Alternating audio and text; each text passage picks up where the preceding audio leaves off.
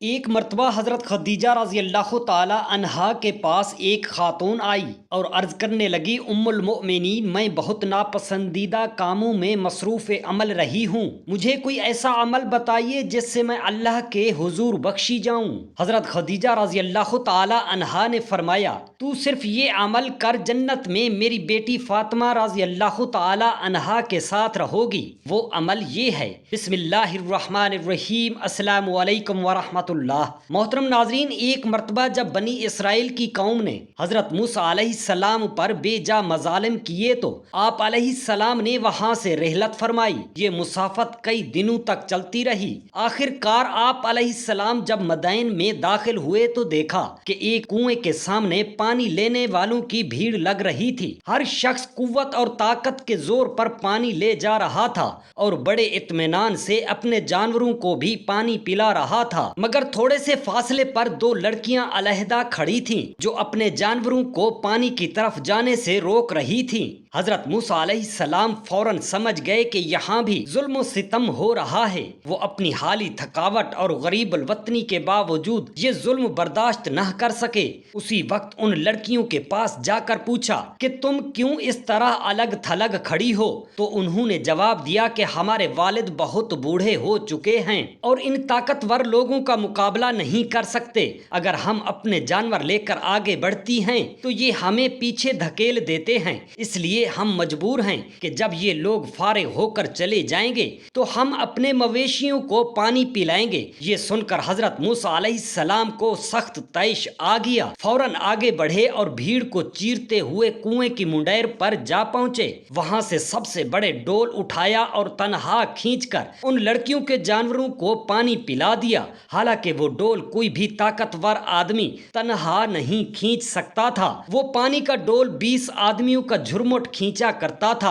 لوگوں کو حضرت موسیٰ علیہ السلام کی اس حرکت پر سخت غصہ آیا، مگر ان کی پرجلال صورت اور طاقت دیکھ کر کسی کو کچھ کہنے کی جرت نہ ہوئی۔ لڑکیاں اپنے جانوروں کو پانی پلا کر واپس لوٹ گئیں اور حضرت موسیٰ علیہ السلام سستانے کے لیے ایک درخت کے سائے میں بیٹھ گئے۔ مسلسل سفر کرنے کی وجہ سے بے حد تھک چکے تھے اور بھوک برداشت سے باہر ہو رہی تھی، چنانچہ دل میں اللہ سبحانہ و تعالی سے دعا فرمائی کہ اے میرے پروردگار، اس وقت جو بھی بہتر سامان اپنی قدرت سے تو عنایت فرمائے، میں اس کا محتاج ہوں۔ ادھر دونوں لڑکیاں جب گھر گئیں تو بوڑھے والد نے خلاف معمول جلدی واپس آنے کی وجہ دریافت کی۔ لڑکیوں نے بتایا کہ ایک مصری مسافر نے ان کی مدد کی اور وہ سب پر غالب آ گیا۔ باپ نے بڑی لڑکی سے کہا کہ تم جلدی جا کر اسے میرے پاس لے آؤ۔ لڑکی تیزی سے وہاں پہنچی اور شرم و حیا سے آنکھیں جھکا کر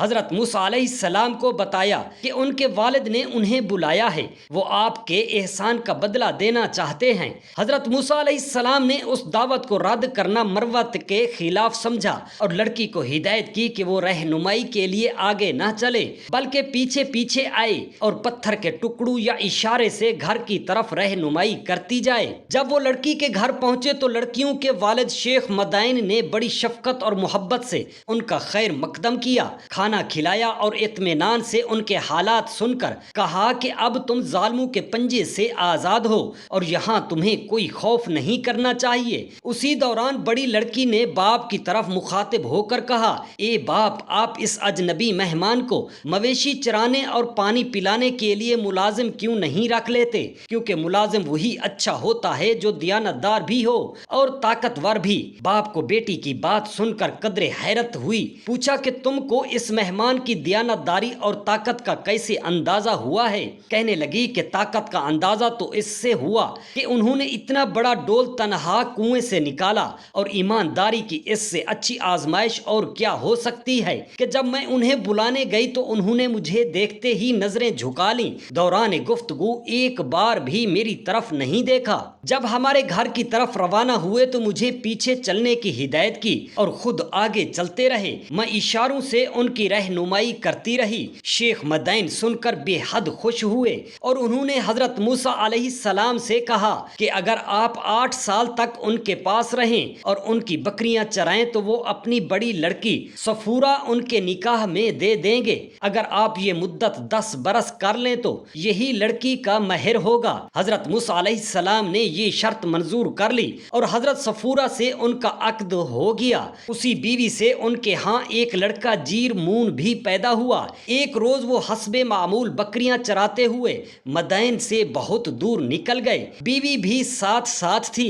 راستہ بھول جانے کی وجہ سے وہیں قیام کرنا پڑا۔ رات سخت سرد تھی۔ بیوی کے کہنے پر آگ کی جستجو شروع کی۔ سامنے کوہ سینا کا سلسلہ پھیلا ہوا تھا۔ چکماک سے آگ پیدا کرنے کی کوشش کرتے رہے مگر سردی کے باعث کامیاب نہ ہو سکے۔ سامنے وادی ایمن میں نگاہ دوڑائی تو ایک شعلہ سا آسمان کی طرف بلند ہوتا دکھائی دیا۔ حضرت صفورہ سے کہا کہ تم یہاں ٹھہرو، میں آگ لاتا ہوں۔ جب اس جگہ پہنچے تو دیکھ کر حیران و پریشان ہو گئے کہ آگ ایک درخت سے نکل رہی ہے مگر درخت نہیں جلتا۔ جتنا آگے بڑھتے تھے آگ اتنی ہی دور ہوتی جاتی تھی۔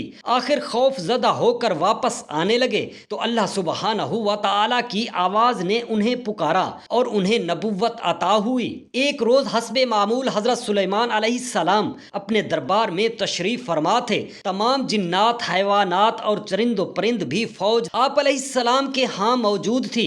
آپ نے جب اپنے دربار کا جائزہ لیا تو ہدہد پرندہ کو غیر حاضر پایا۔ چنانچہ فرمایا کہ آج ہدہد اپنی جگہ پر موجود نہیں، حالانکہ اسے علم ہے بلا وجہ غیر حاضری کی سزا بہت سخت ہے۔ اگر ہدہد نے اس کے لیے کوئی معقول عذر پیش نہ کیا تو ہم اسے سخت سزا دیں گے۔ تھوڑی دیر بعد ہدہد بھی آن حاضر ہوا۔ آتے ہی سخت باز پرس ہوئی تو انتہائی لجاجت اور انکساری سے عرض کیا، اے جن و انس کے بادشاہ، ایک نہایت ہی حیرت انگیز خبر لایا ہوں اور اسی وجہ سے مجھے دیر ہو چکی ہے۔ حضرت سلیمان علیہ السلام کے پوچھنے پر ہدہد نے بتایا کہ یمن کے علاقہ سبا میں ایک ملکہ رہتی ہے۔ اللہ نے اسے دولت و عظمت، شان و شوکت، فوج و سپاہ اور تخت و تاج سے نواز رکھا ہے اور وہ بڑے رعب و دبدبے سے حکومت کرتی ہے مگر وہ خود ان کی قوم سورج کی پوجا کرتی ہے۔ شیطان نے ان سب کو گمراہ کر رکھا ہے اور وہ خدائے واحد کی پرستش نہیں کرتے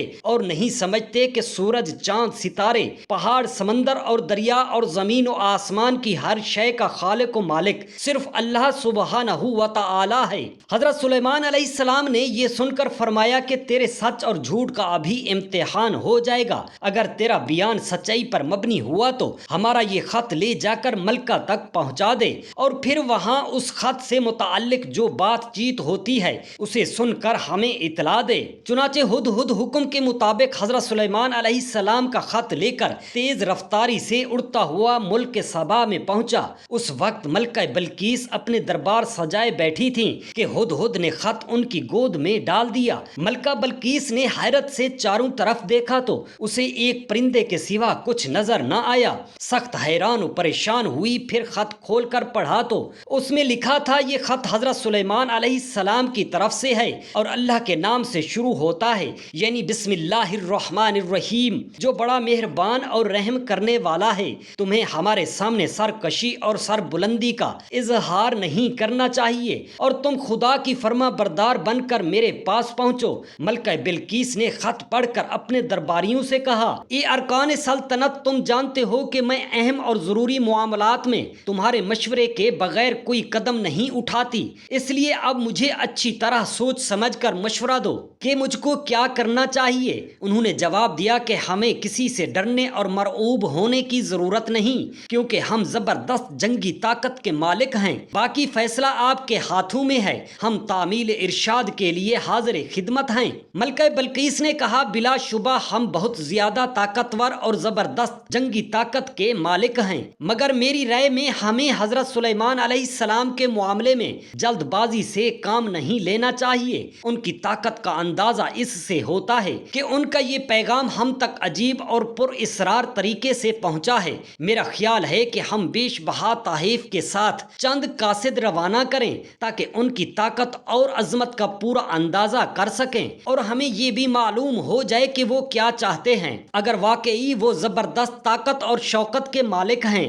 تو ان سے لڑنا بے وقوفی ہوگا، ہمیں بلا وجہ بربادی مول نہیں لینی چاہیے۔ چنانچہ ملکہ بلقیس کے قاصد قیمتی تحائف و نوادرات کے ساتھ حضرت سلیمان علیہ السلام کے دربار میں حاضر خدمت ہوئے تو آپ علیہ السلام نے فرمایا کہ تمہاری ملکہ نے ہمیں بالکل غلط سمجھا ہے، تم ہمیں ورغلانے آئے ہو۔ ملکہ سے کہو کہ ہمارے حکم کی حرف بحرف تعمیل کرے، ورنہ مجھے اپنے عظیم الشان لشکر کے ساتھ سبا آنا پڑے گا، تم ہرگز مقابلہ نہ کر سکو گے، ذلیل و خوار ہو کر شہر بدر کیے جاؤ گے۔ حضرت سلیمان علیہ السلام کی عظمت و ہیبت ان پر طاری ہو گئی تھی، وہ دیکھ رہے تھے کہ یہ عجیب قسم کے شہنشاہ کا دربار ہے جہاں انسانوں کا ذکر ہی کیا جنات اور حیوانات بھی ادب سے کھڑے ہیں۔ جب قاصدوں نے واپس جا کر ملکہ بلقیس کو صورتحال سے آگاہ کیا تو انہوں نے اظہار اطاعت و وفاداری کے لیے فوراً سفر شروع کر دیا۔ ادھر حضرت سلیمان علیہ السلام کو اللہ تعالیٰ نے وحی کے ذریعہ آگاہ کر دیا کہ ملکہ سبا اطاعت کے لیے آ رہی ہے۔ چنانچہ آپ علیہ السلام نے اپنے درباریوں سے مخاطب ہو کر فرمایا، میں چاہتا ہوں کہ ملکہ بلقیس کے یہاں پہنچنے سے پہلے ہی اس کا شاندار تخت اٹھا کر یہاں لایا جائے۔ ایک کوہ پیکر جن نے ذمہ لیا کہ وہ دربار برخاست ہونے تک تخت بلقیس لے آئے گا۔ حضرت سلیمان علیہ السلام نے کہا، نہیں، بہت دیر ہو جائے گی، ہماری آرزو ہے کہ ملکہ بلقیس کے آنے سے پہلے ان کا تخت جو مختلف تالوں کے اندر بند ہے وہ یہاں پہنچ جائے۔ آپ علیہ السلام کا وزیر آصف بن برخیہ نے کہا، میں آنکھ جھپکتے ہی تخت پیش کر دوں گا۔ آپ علیہ السلام نے رخ مبارک پھیر کر دیکھا تو تخت موجود پایا۔ آپ علیہ السلام نے تخت میں قدرے تبدیلی کا حکم دیا جس کی فوراً تعمیل کی گئی۔ کچھ لمحوں بعد ملکہ بلقیس پہنچ گئیں تو حضرت سلیمان علیہ السلام نے ان سے دریافت کیا، تیرا تخت ایسا ہی ہے؟ عقل مند ملکہ نے فوراً جواب دیا، ایسا معلوم ہوتا ہے کہ گویا یہ میرا ہی تخت ہے، مجھے آپ کی بے نظیر طاقت کا علم ہو چکا ہے، مطیع اور فرما بردار بن کر خدمت اقدس میں حاضر ہوئی ہوں۔ اب تخت کے اس معجزہ نے پوری طرح قائل کر دیا ہے اور میں ایک بار پھر اطاعت کا اظہار کرتی ہوں۔ جب حضرت سلیمان علیہ السلام نے دیکھا کہ ملکہ بلقیس ان کی منشا نہیں سمجھ سکی اور وہ اس غلط فہمی میں مبتلا ہے کہ اسے ایک ماتحت حکمران عورت کی حیثیت سے طلب کیا گیا ہے، حالانکہ آپ علیہ السلام کا مقصد ملکہ بلقیس کو خدائے واحد کا پرستار بنانا تھا، چنانچہ آپ علیہ السلام نے اسے سمجھانے کے لیے ایک نہایت ہی لطیف اور عجیب طریقہ اختیار کیا۔ آپ علیہ السلام نے جنات کو حکم دے کر فوری طور پر آپ گینے کا ایک محل بنوایا۔ جیسے ہی اس میں داخل ہوتے ہیں سامنے ایک وسیع صحن تھا جس میں حضرت سلیمان علیہ السلام نے ایک حوض کھدوا کر پانی سے بھروا دیا۔ پرکشش اور صاف و شفاف آبگینیوں اور بلور کے ٹکڑوں سے اس کے ارد گرد ایسا فرش بنا دیا کہ دور سے دیکھنے والے کو دھوکا ہوتا شاید پورے صحن میں پانی بہ رہا ہے۔ اس کے بعد ملکہ کو قیام کے لیے اس محل میں لے جایا گیا تو وہ آبگینوں کی چمک دمک اور محل کی رفعت و خوبصورتی دیکھ کر مبہوت ہو گئیں۔ جب صحن کے قریب گئی تو اس نے سمجھا کہ صحن میں پانی بہ رہا ہے۔ اس نے پانی میں اترنے کے لیے اپنے لباس کو پنڈلیوں تک اوپر چڑھا لیا تو آپ علیہ السلام نے فرمایا کہ ایسا کرنے کی ضرورت نہیں، یہ پانی نہیں بلکہ پورا محل چمکتے ہوئے صاف آبگینیوں سے بنایا گیا ہے اور سورج کی روشنی کی وجہ سے ملکہ بلقیس کو یہ دھوکا ہوا ہے۔ عقل مند ملکہ بلقیس نے فوراً سمجھ لیا